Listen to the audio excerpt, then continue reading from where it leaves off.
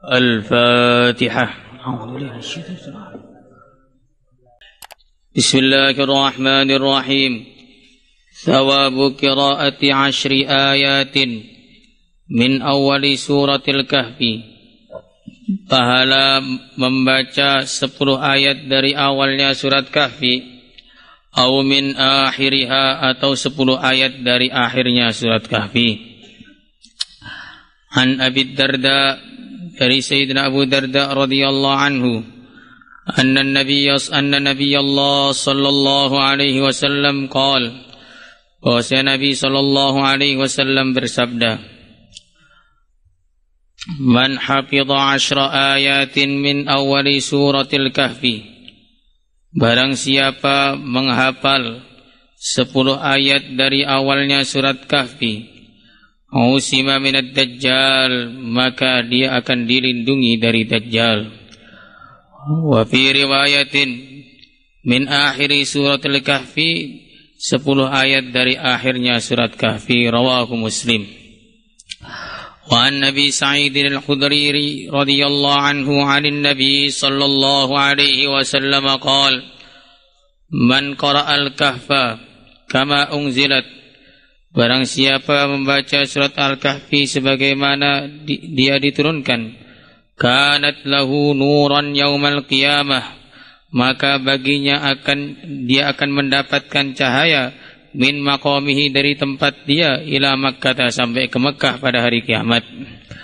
Wa man qara'a 10 ayatin min akhiriha, barang siapa membaca 10 ayat dari akhirnya surat Kahfi, thumma kharajat dajjal, kemudian dajjal keluar, lam yusallat alaih, maka dajjal tidak akan dikuasakan untuk menyesatkannya.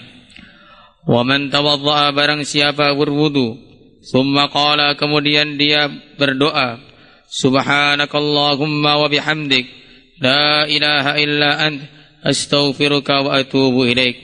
Subhanakallahumma, maha suci engkau, wa bihamdika, bersamaan dengan memuji engkau, la ilaha illa ant, tidak ada Tuhan yang pantas disembah selain engkau, astaghfiruka, aku minta maaf kepada engkau, wa atubu ilaik, dan aku taubat kepada engkau. Kutiba, maka doa tadi ditulis, firikin, dalam satu kertas, thumma tubi'a bi tabi'in, kemudian dicap dengan satu cap, falam yuksar ila yaumil qiyamah, maka tidak dipecah sampai hari kiamat. Rawahul Hakim wa qala sahihun ala syarti Muslim. Jadi dalam hadis ini ada satu amalan yang sangat penting.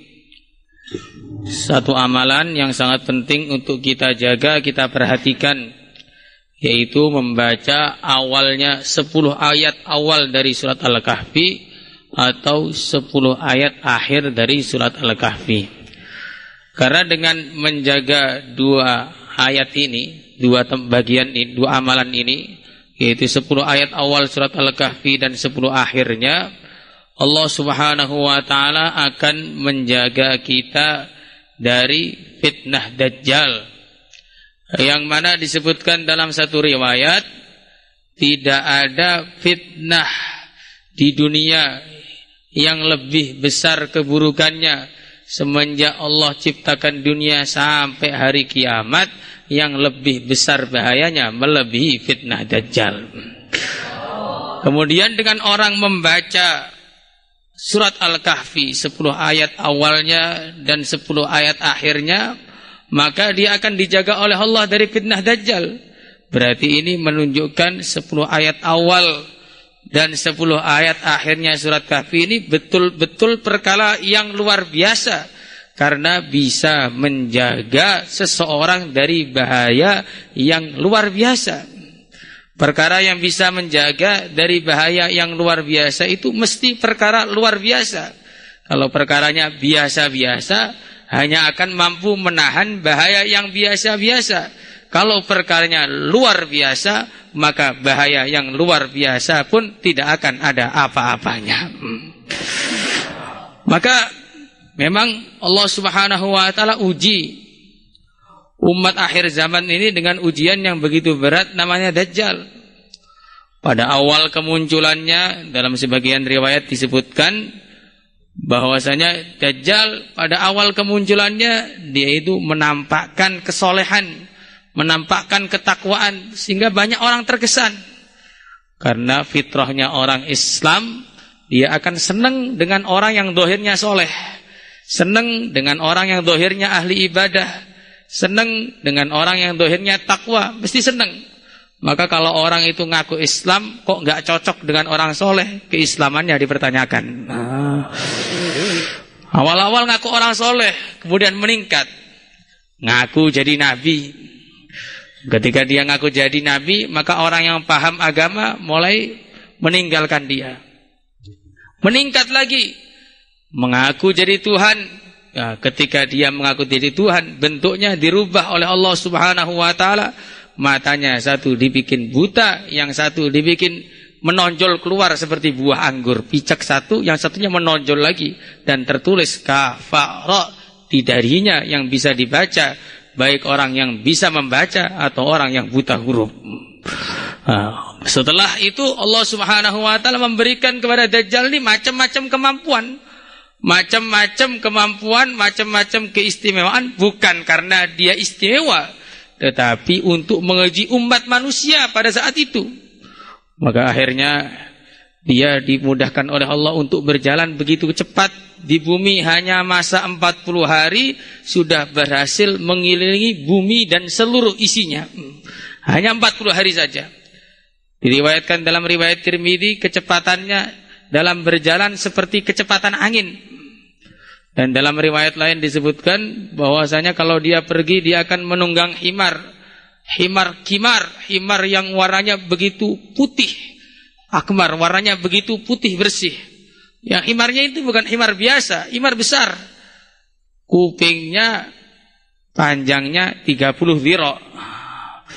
Kakinya jarak satu kaki dengan kaki yang lain jaraknya 1 hari perjalanan.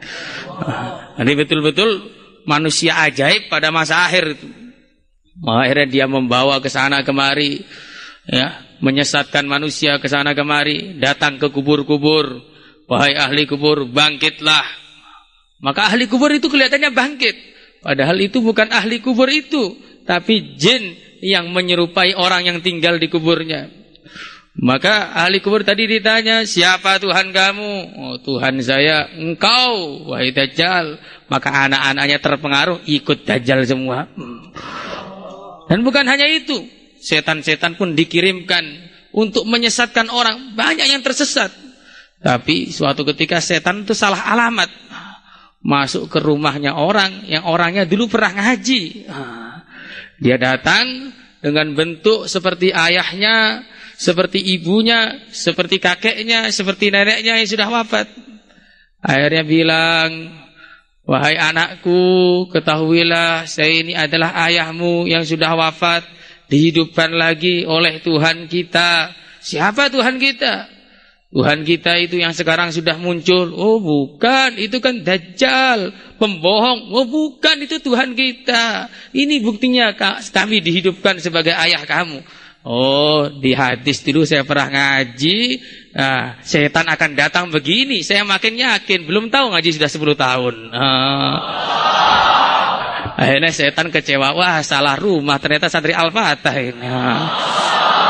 Yang 10 tahun. Tambahan sendiri ya. Maka banyak menyesatkan. Udah berputar sampai akhirnya menuju ke Madinah.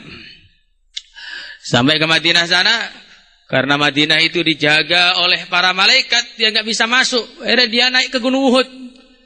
Dia mengatakan kepada bala tentaranya, "Dzaka Qasru Abyad, dzaka Masjidu Ahmad." Itu adalah istana putih. Itu adalah masjidnya Nabi Ahmad sallallahu alaihi wasallam. Ini menunjukkan mukjizat dari Nabi, bahwa Nabi zaman awal beliau ini mendirikan masjid, masjidnya bukan seperti istana. Masjidnya dari pelepah kurma, alasnya hanya batu dan kerikil saja.